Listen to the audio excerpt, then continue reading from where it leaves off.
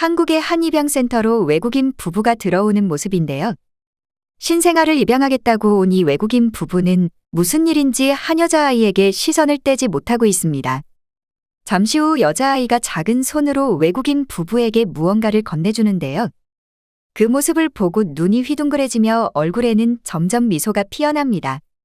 과연 이 외국인 부부에게는 어떤 사연이 있는 것일까요? 스위스 여성의 사연입니다. 안녕하세요. 저는 스위스 취리히에 살고 있는 40대 여성 레나라고 합니다. 저에게는 아주 특별하고 사랑스러운 딸 2명과 아들 2명을 키우고 있는데요. 이제는 4명 모두 어엿한 성인이 되어 자신의 꿈을 펼쳐나가는 중입니다. 자식들은 부모에게는 항상 특별한 존재이지만 저에게는 남들과는 조금 다른 특별함이 존재합니다. 그건 바로 아이들 모두가 입양한 아이라는 점인데요. 어렸을 때부터 항상 다복한 가정을 만들고 싶었던 저에게 처음 아이를 낳을 수 없다는 몸이라는 이야기를 들었을 때는 여자로서 인생이 끝났다는 생각이 들었습니다. 남편은 저를 위로해주며 아이들을 낳을 수 없는 건 안타깝지만 아이들을 입양해서 아낌없이 사랑을 주자는 소리를 해왔고 그렇게 아이들을 입양하게 되었어요. 스위스에서 부동산업을 크게 하셨던 부모님 덕분에 경제적으로는 전혀 문제가 없었고 남편의 집안 또한 소위 말하는 엘리트 집안으로 경제적으로는 걱정 없는 집안이었기에 할 수 있는 만큼 최대한 많은 아이들을 입양해서 대가족을 만들고 싶었습니다. 한 번에 전부 입양을 하게 된 건 아니었지만 가장 처음 입양을 했던 건 바로 한국 여자아이였는데요. 특이하게도 아시아를 유독 좋아했던 남편은 딸은 아시아인으로 입양하고 싶다는 이야기에 어느 아시아 나라에서 입양을 하는 것이 좋을까 찾아보던 와중 무언가 모르게 한국이라는 나라가 마음에 끌렸어요. 그 당시에 한국이라는 나라는 북한 문제로 뉴스에서만 가끔씩 볼 수 있는 나라였고 아는 것이 거의 없던 나라 중에 한 곳이었는데도 이상하게 한국 아이를 입양하고 싶다는 생각을 했어요. 남편도 제 의견에 찬성해 주었고 남편과 처음으로 한국의 입양센터를 찾아가 아이들을 보았죠. 운명에 이끌렸다고 생각할 수밖에 없는 것이 태어난 지 얼마 안 된 아이로 입양하려던 계획과는 다르게 그곳에서 한 아이가 계속 눈에 밟혔어요. 이제 5살이 되었다는 그 아이는 너무나 귀여운 외모에 수줍음이 많았는데요. 고사리 같은 손으로 저희에게 초콜릿을 전해주던 그 모습은 아직도 제 가슴속에 생생합니다. 입양을 하시는 분들 대부분은 태어난 지 1년이 안 된 아이를 많이 원하고 이미 어느 정도 자란 3살이 넘어가면 입양될 확률은 극히 낮아집니다.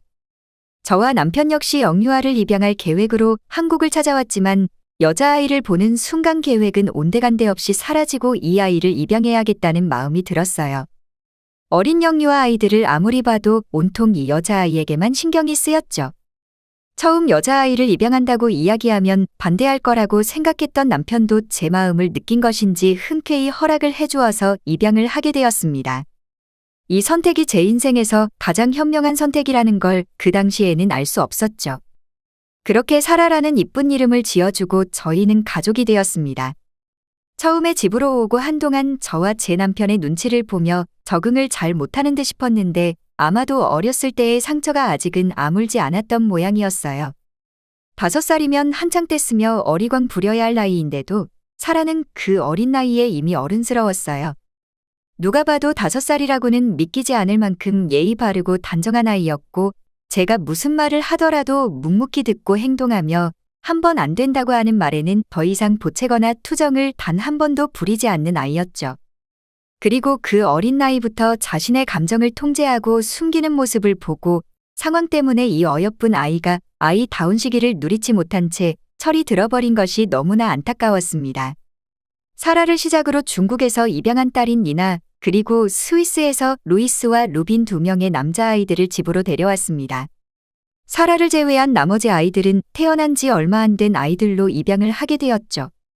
처음 해보는 육아는 제가 생각하던 현실과는 너무 달랐는데요. 아이들이 밤낮으로 쉴 새 없이 울고 잠시라도 눈을 떼면 아이들이 사고를 치는 바람에 잠을 제대로 못 자니 정신적으로 너무나 힘들었어요.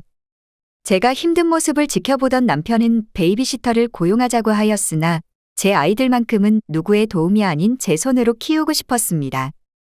남편이 많이 도움을 주긴 했지만 정작 그 시기를 버틸 수 있었던 건 큰딸인 사라 때문인데요. 하루하루 정신이 없던 그 시절에도 사라는 저를 도와 같이 아이들을 보살펴 주었습니다. 사라는 매번 어떻게 이쁜 짓만 골라서 하는 것인지 육아에 지쳐 쓰러진 저에게 다가와서 작고 소중한 손으로 저를 위해 마사지를 해주기도 하고, 제가 밥도 못 먹고 아이들을 돌보고 있으면 간식들을 가져와서 먹으라고 제 입에 넣어주고, 동생들이 울면 가장 먼저 다가가서 달래주었죠.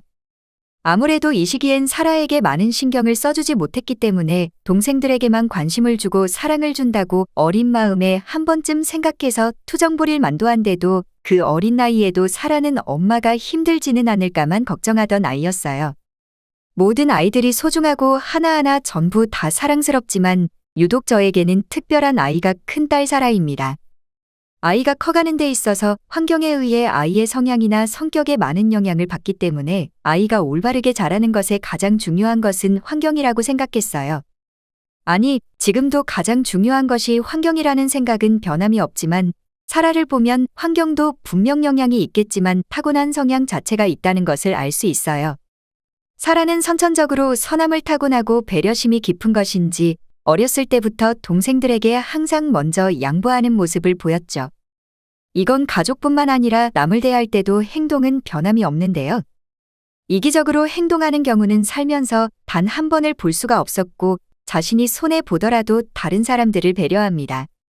제 아이라서 그런 것이 아니라 정말 순수하게 선하다는 느낌이 드는 아이를 살면서 단 한 번도 본 적이 없어요.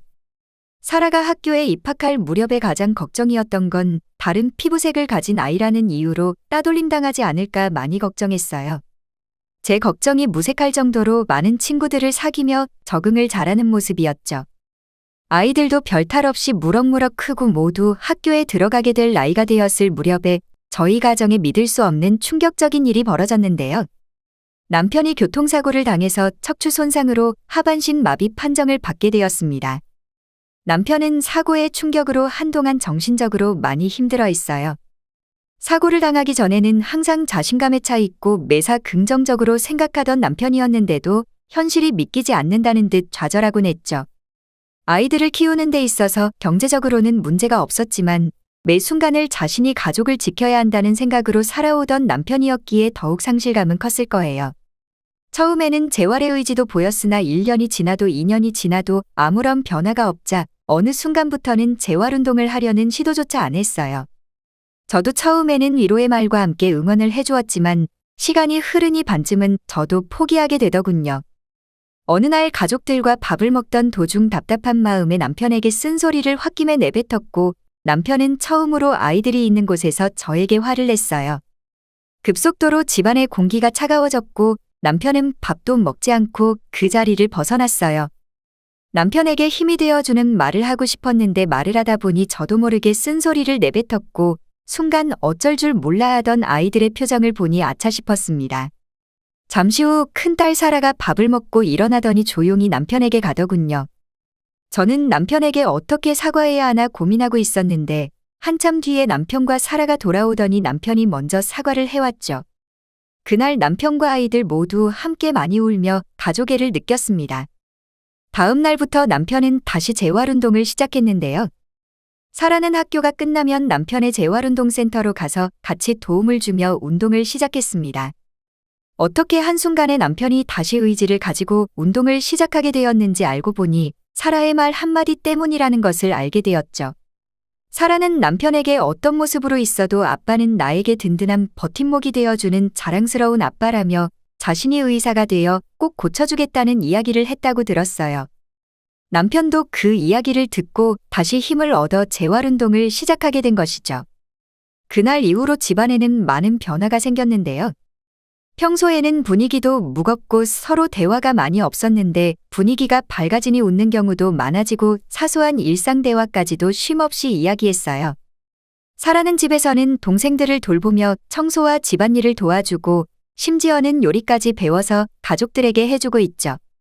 남편의 몸에는 변화가 없었지만 사라와 함께하는 시간이 너무 행복하다며 미소가 끊이질 않았어요. 재활센터 내에서도 사라는 매우 유명했는데요. 착하고 배려심이 많은 아이라고 소문이 나고 매일같이 아빠를 위해 아이가 같이 함께하는 건 처음이라며 부럽다는 이야기를 많이 들었다고 해요. 사라는 눈이 오나 비가 오나 한결같이 남편의 운동을 함께 했는데도 학교에서 매번 가장 높은 클래스의 학급에서 공부하며 의사의 꿈을 키워나갔어요. 그러던 와중에 남편은 전기 자극으로 환자의 보행을 개선하는 치료를 받을 수 있었는데요. 재활의 의지가 가장 높았던 사람들 위주로 선별하게 되어서 남편이 치료를 받을 수 있었고, 놀랍게도 일주일 만에 전기 자극을 통해 다리를 처음으로 움직였고, 반년 가까이 재활훈련을 통해서 전기 자극 없이도 다리를 움직일 수 있게 되었습니다. 그 이후로 남편도 재활의지가 불타올라 열심히 재활하며 조금씩이나마 호전되는 모습을 보였어요. 사라는 대견하게도 혼자 힘으로 의대에 합격을 했고, 지금은 학교를 졸업하고 인턴 생활을 하고 있어요.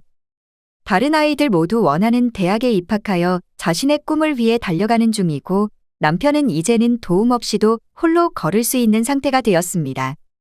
사라의 인턴 생활이 끝나면 가족 모두 함께 한국으로 건너가 예전에 사라를 입양했던 곳으로 가보려고 하는데요.